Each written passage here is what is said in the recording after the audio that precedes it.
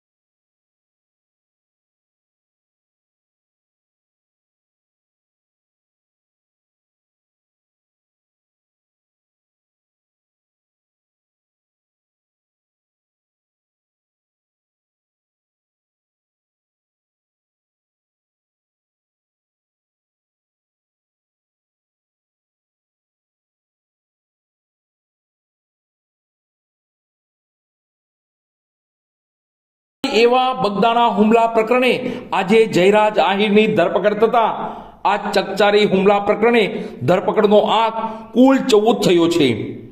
ધરપકડ થયેલા આરોપીની વાત કરીએ તો બગદાણા હુમલા કેસમાં અત્યાર સુધીમાં નાજુ કામળિયા, રાજુ ભમ્મર, આતુ ભમ્મર, વિરેન્દ્ર પરમાર, સતીશ વનાળિયા, ભાવેશ સેલાણા, વીરુ સૈડા, પંકજ મેરની ધરપકડ કરવામાં આવી હતી અને ત્યારબાદ આ બગદાણા હુમલા પ્રકરણે સીટની ટીમની રચના કરવામાં આવી હતી અને સીટની ટીમને તપાસનો ધમધમાટ આદરી પ્રથમ કાના ભીખા કામળિયા, સંજય ચાવડા અને દિનેશ ઉર્ફે દાદુ લોમાભાઈ સોલંકીની ધરપકડ કરવામાં આવી હતી અને બાદ વધુ 2 આરોપીની ઝડપાયા હતા, જેમાં ઉત્તમ ભરતભાઈ બાંભણિયા રતનપર ગામનો રહેવાસી અને અજય ઉર્ફે મોટો મંજીભાઈ ભાલિયા રહે બગદાણાનો રહેવાસીને ઝડપી પાડવામાં આવ્યા હતા।